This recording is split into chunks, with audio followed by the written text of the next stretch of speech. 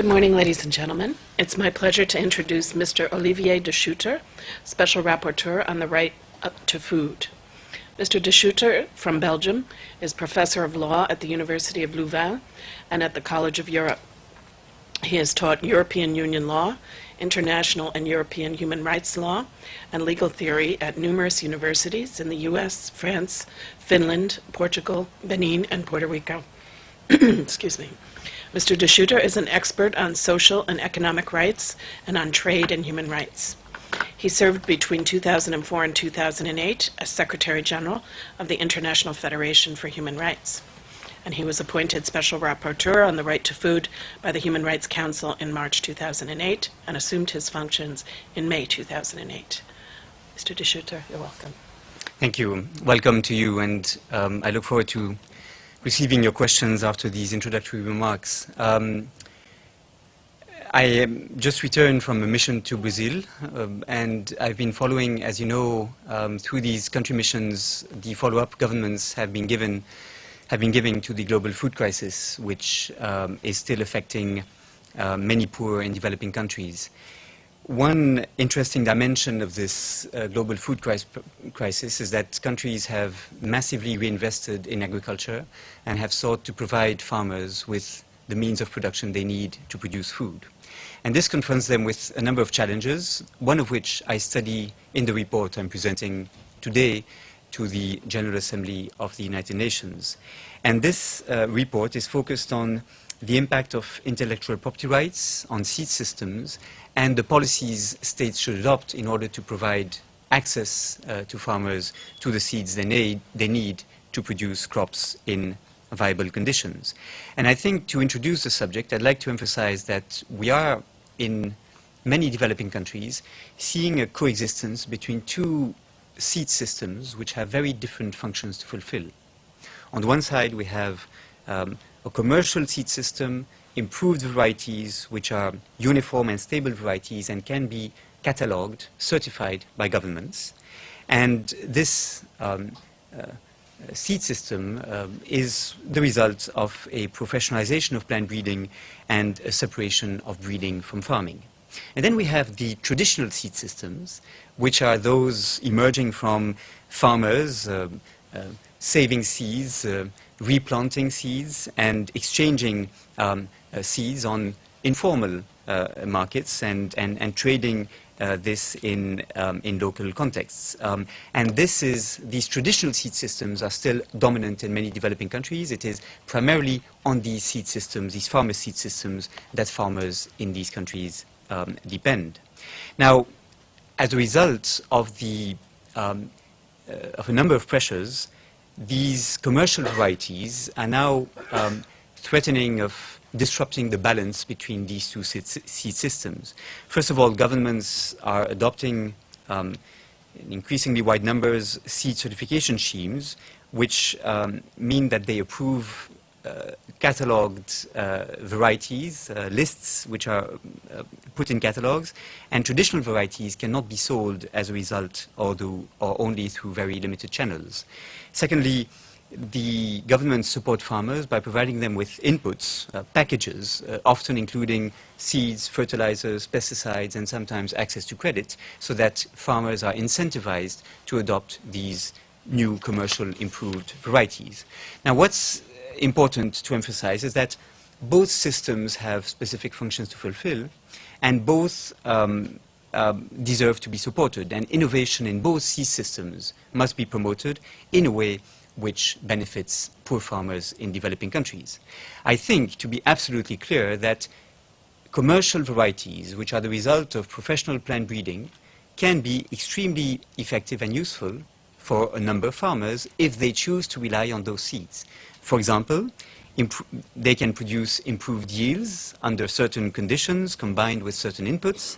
They can have an improved nutritional value. They can develop specific disease resistance, and certain crops may be developed that can be grown on saline, dry or other marginalized soils.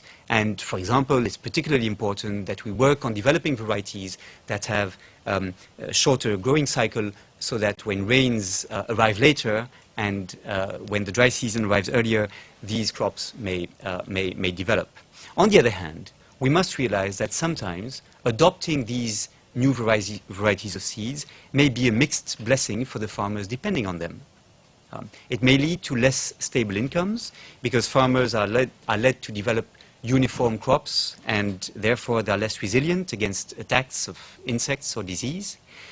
It may lead to farmers becoming dependent on seeds which they have to buy every year, since these seeds are protected by intellectual property rights, and this dependency must be seen in the light of a very significantly increased concentration in the input providers sector, with today 10 top companies occupying 67% of this global proprietary seed market, and the 3 top companies accounting for 47% of the market, including, for example, 65% of the maize. So this dependency of farmers on commercial varieties, which are monopolized by such a small number of very powerful economic actors, may be a source of dependency and may be a problem for farmers losing crops one year and entering into a debt spiral, as we've seen in a number of cases. A third problem is that the improved commercial varieties do not reach all farmers. And so if the informal farmer seed systems are marginalized or disappear entirely, these farmers who are not reached by the public programs, for example, providing subsidized seeds across the country, will be experiencing very important difficulties and will find it very difficult to continue to produce food as they have in the past. And finally, we must recognize that sometimes traditional farmers' varieties work better in certain local environments. They may be more suited to the most difficult agroecological environments, and they may therefore have reasons to be preferred by the farmers relying on them. Finally, let me emphasize that one difficulty we are facing and one challenge we are facing is that with the progress of these improved commercial varieties and the marginalization of farmers' seed systems, we are facing a very serious threat, which is the loss of agrobiodiversity. There is an increasing pressure towards more uniform crops. We have today barely 150 crops which are cultivated in the world, and most efforts, in fact, are going into improving 12 varieties, particularly for major types of crops: wheat, maize, rice, and potato for human consumption. And in addition, within each crop, genetic diversity is disappearing. And for example, in Sri Lanka, in 1959, some 2,000 varieties of rice were cultivated. Today, there are probably fewer than 100. 75% of agrobiodiversity has been lost as a result of the pressure towards the adoption of uniform improved variety. Now, this genetic erosion is a source of vulnerability because it means that we will be unable to respond to attacks of nature. We will be unable to develop new varieties if new pests and diseases attack. Remember that, for example, in 1970, because we're in the United States, the maize crop was attacked by an until then unknown pest, and it destroyed all the standing crops in the Midwest for an amount of some $2 billion at the time. And the US had to rebuild its genetic composition of the maize crop by using genetic resources from abroad. So agrobiodiversity, crop genetic diversity are a very important source of resilience in the face of climate change and increasingly unpredictable attacks from nature. Now, in this context and this tension between these two seed systems, what is the role of intellectual property rights? They take the form either of patents on biotechnological innovations or the protection of plant breeders' rights in successive conventions adopted under the UPOV system, Union internationale de la protection des obtenteurs végétaux, which is an alternative system to patents on biotechnological innovations. Intellectual property rights have been strengthened very significantly over the past years, and this leads to a number of risks. First of all, risks of increased dependency of farmers. as I said. And for this reason, my report advocates governments choosing intellectual property rights systems which are sui generis and which are suited to their development needs, instead of the current situation where they are in fact coerced into adopting UPOV-compliant legislation far beyond the minimum requirements imposed by the TRIPS agreement, Article 27, paragraph 3b, in particular of the TRIPS agreement. States are very often incentivized, encouraged to go beyond this minimum protection. And I think this is a problem, as it results in this dependency of farmers on seeds protected by high, very strong intellectual property rights regimes. Secondly, intellectual property rights may be an obstacle to research, although it's defended as a way to reward and thus to incentivize innovation. In fact, it can block innovation because, of course, research must use available pre-existing material, and more scientists I meet, for example in Brazil, tell me that it's becoming increasingly difficult to have access to the genetic resources to allow for research to make progress. And for this reason, it's really important that states adopt intellectual property rights regimes which provide for this breeder's privilege, allowing research and avoiding a situation where intellectual property rights would create barriers to having access to material for further research. There are many practical obstacles which scientists face as a result of intellectual property rights, which I'm not able to detail here, but which I explained in my report submitted to the General Assembly.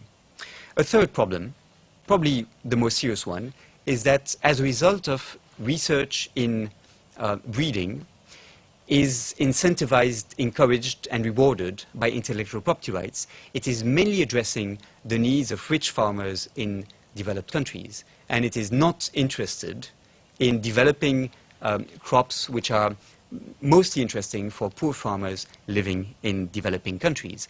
And you are well aware of this phenomenon, which has been referred to often as the orphan crops phenomenon. Crops such as tropical maize, sorghum, millet, banana, cassava have been neglected entirely from research, despite the fact that investments in these crops can be extremely important for farmers working in developing countries. So we have to ask the impact that intellectual property rights as a means to incentivize scientific research in plant breeding is having on the global orientation of research and the markets it serves. Fourth and finally, intellectual property rights, per definition, result in a transfer of resources from the south to the north, where most companies detaining patents and intellectual property rights are based, and a transfer of resources from those who produce food to those who possess the technologies and who supply the seeds. And this creates a difficult situation, an imbalance perhaps, which may be detrimental to the future ability of farmers in many countries to produce in ways which are viable and create for them sufficient income. So what are my recommendations in this context? These recommendations are again detailed in the report, but I'd like to emphasize a few points.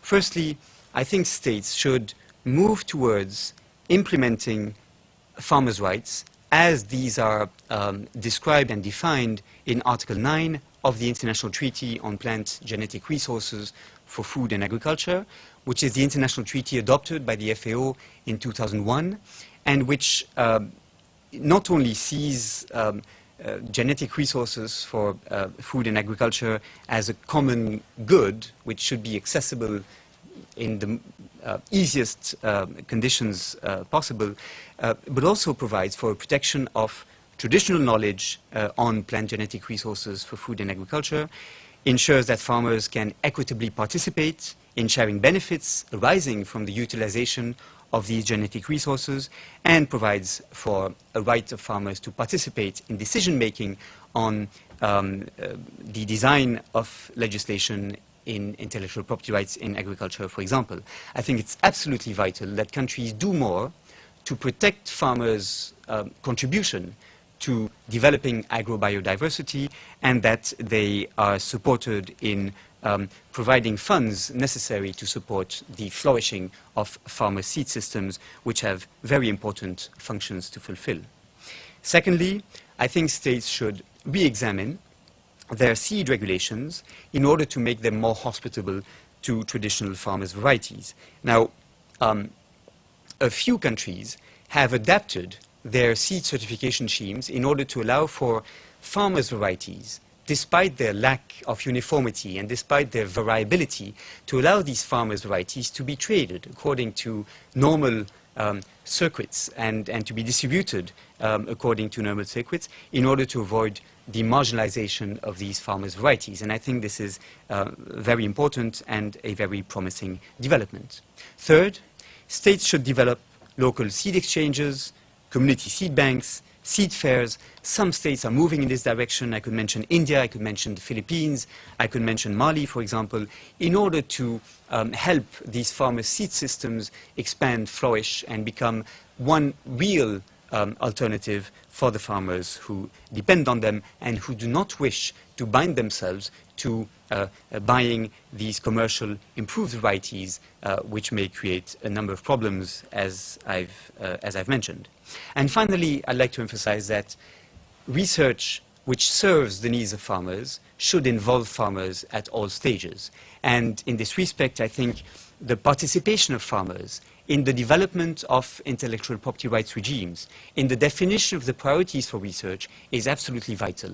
And one of the most promising developments I've been able to see is the development of participatory plant breeding schemes in which scientists, researchers work with farmers on the fields and identify with those farmers what would be best suited to their needs. Instead of working on the basis of some preconception about the virtues of technological advances, these researchers develop research on the basis of an understanding of the needs of the primary beneficiaries, the farmers. And so these are essentially the main considerations and conclusions of the report I'm going to present and I suppose defend this afternoon at the General Assembly. Thank you, Mr. de Schutter. Your questions, please.